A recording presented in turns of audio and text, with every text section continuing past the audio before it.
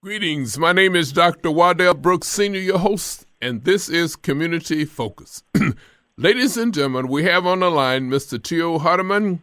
He's a former director of a ceasefire program in the state of Illinois. He's a community activist.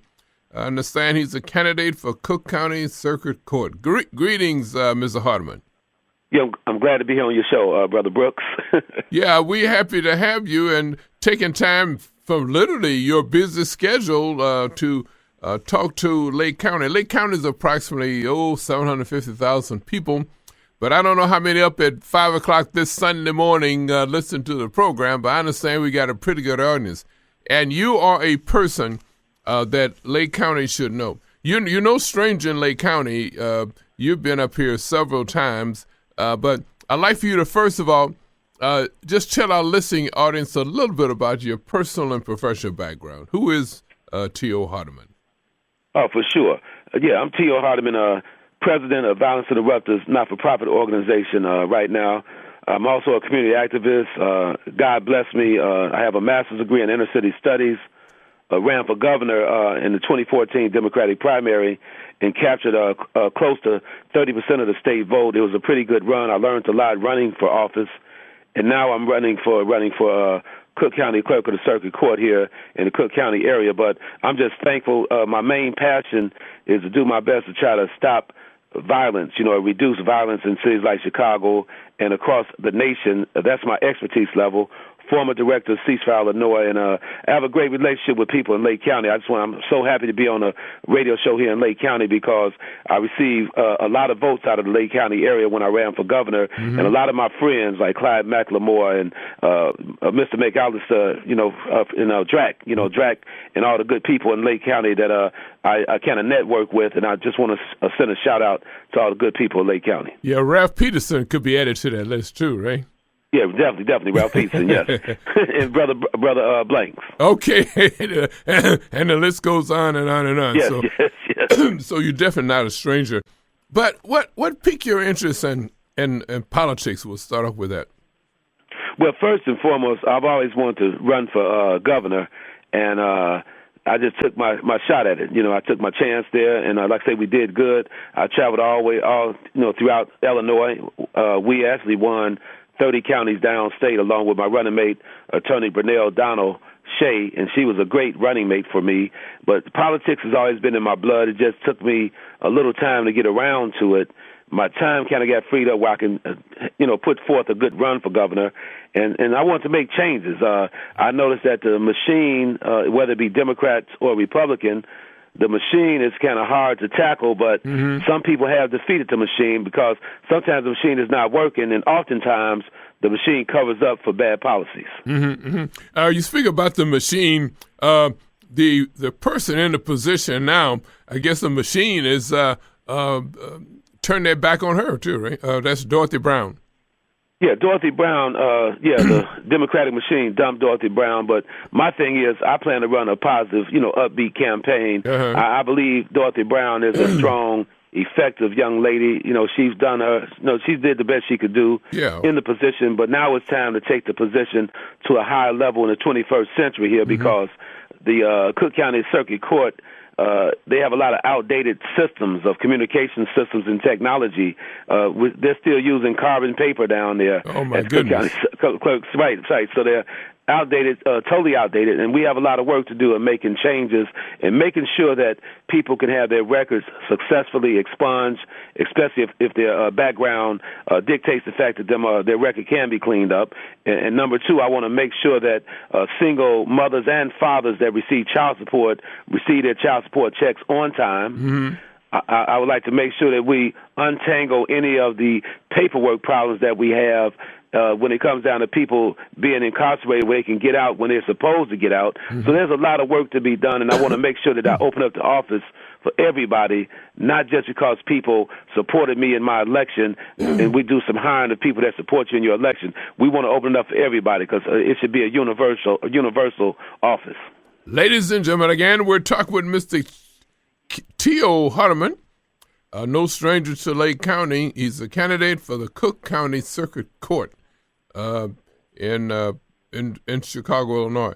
and he has a master's degree in inner city studies, so he has a great background, in the area of civil rights. Tell us about Lake County versus Cook County civil rights. The struggle continues, right? No matter where it's at.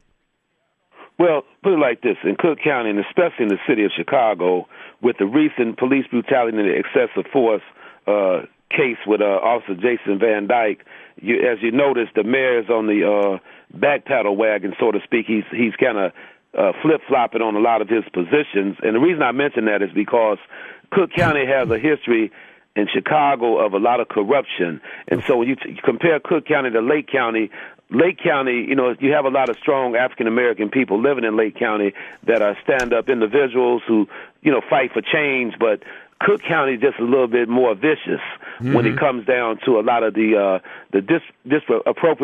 disproportionate numbers, rather, with African-Americans being hired in certain positions compared to their white counterparts. For example, with this recent police scandal, now all of a sudden, just yesterday, that was on Sunday, as a matter of fact, the Chicago Police Department just promoted a lot of African-American captains and lieutenants and sergeants.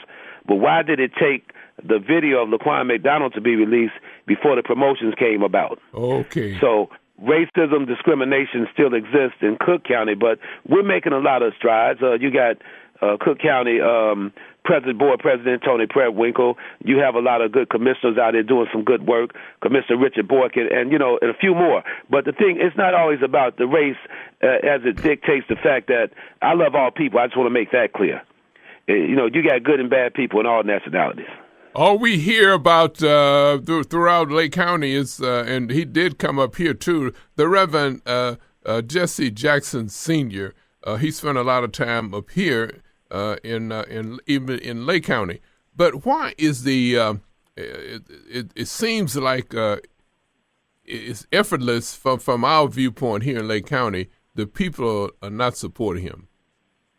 Well, it's like this here, and I'm glad you asked that question.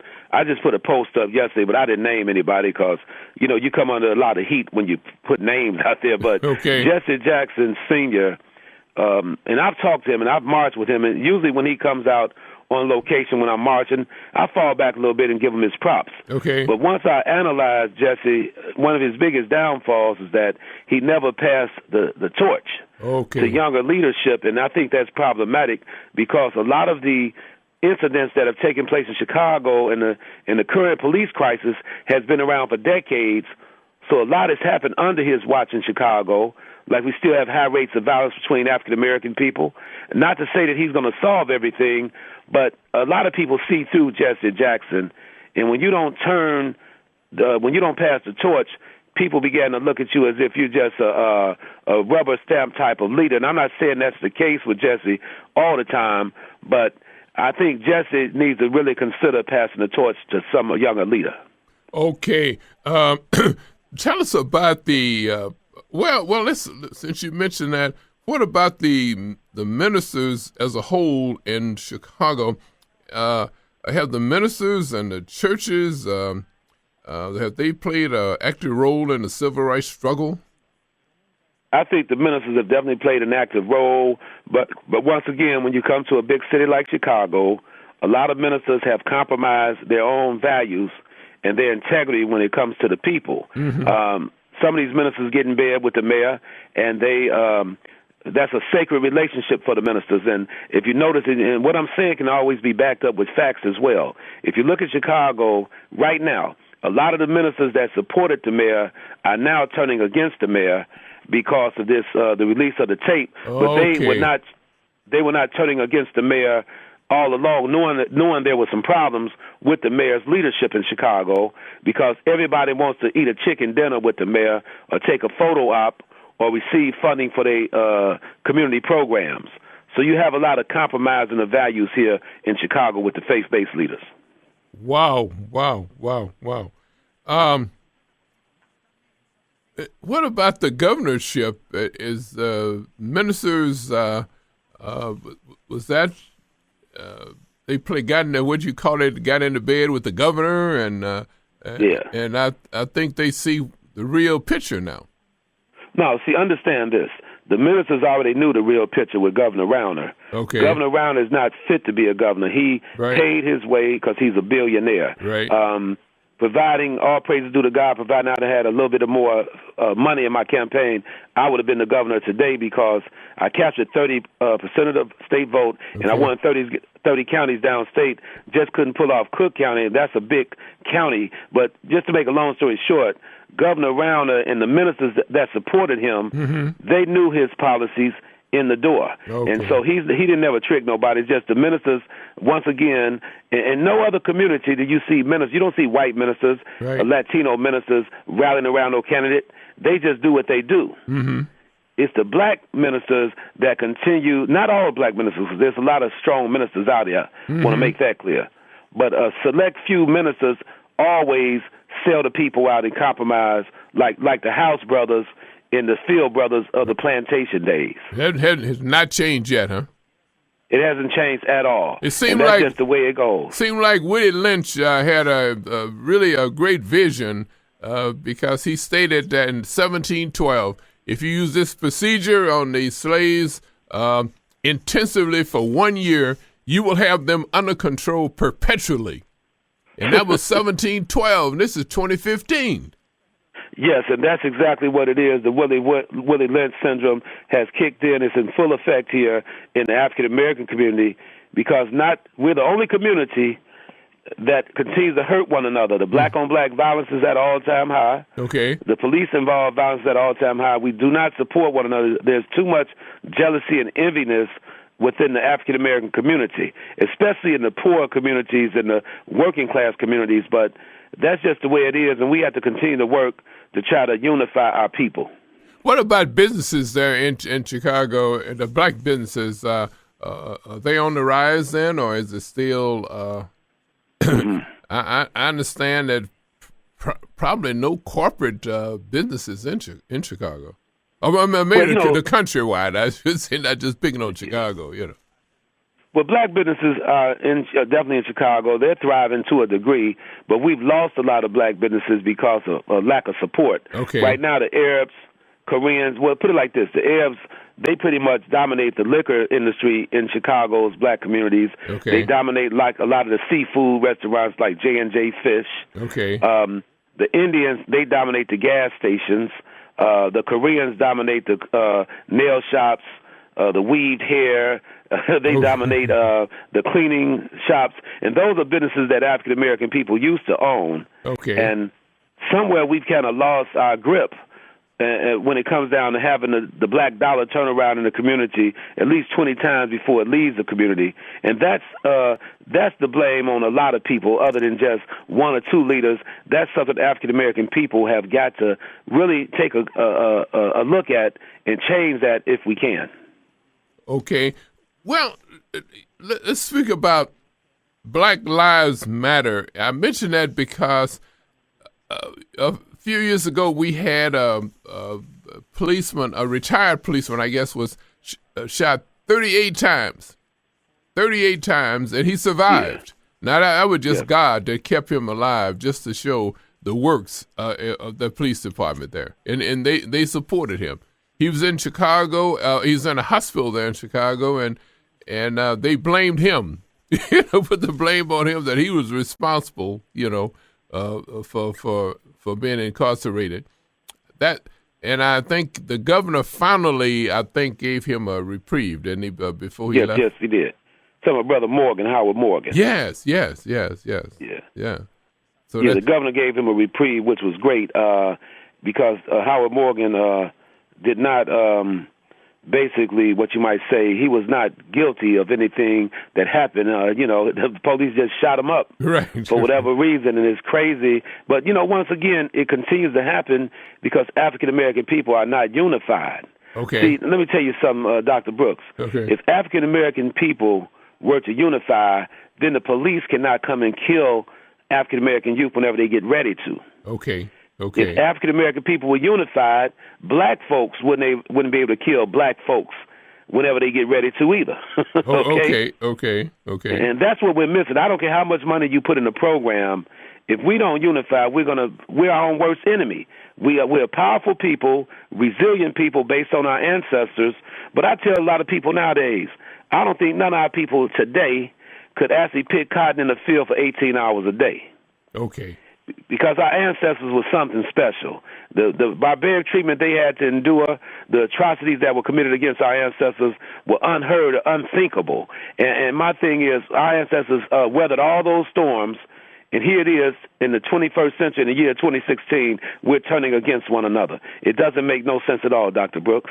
Well, we have the comments from the Supreme Court Justice and what is that, Antonio Scalia? That's concerning black student challenges faced during the camp. I can't understand this, how a Supreme Court justice, well, maybe I can, because if you go back to 1896, I guess, in the Dred Scott decision, Justice Roger B. Taney, he stated that whites have no rights, blacks have no rights that whites to respect. Now, that's a Supreme Court justice then in 1896 in Dred Scott decision, and here Supreme Court Justice Scalia make the same type of statements. Well, what you got to look at there is when we study our history, my ancestors, your ancestors, we were never brought over here to be a part of the American equation when it comes down to the law and different policies. Okay. We were brought over here as indentured servants, slaves, and we were seen as 3/5 human beings. So therefore, the whole Constitution had to be restructured to accommodate African-American people because of the abolitionist movements and all the wars that were fought to help free our ancestors. So I applaud some of the people. I really applaud the people from the UK, over in the British people, because they actually freed slaves way, way before the United States ever considered it, okay? Okay. But the reality is this. Our people had to fight for all of the rights that we have today. So we can't take that away from the Frederick Douglasses and the strong people from the past. Even Nat Turner, who doesn't get a lot of credit, even though he was a rebel. He had to be a rebel at that day and time, because how could you sit back and watch your people be raped, sodomized, and brutalized by drunks that come from over in Dutchland, people that come from France, England. I'm just going through the history, the Spaniards, and messing over your people, and you just sit back idly. I don't think I could have done it.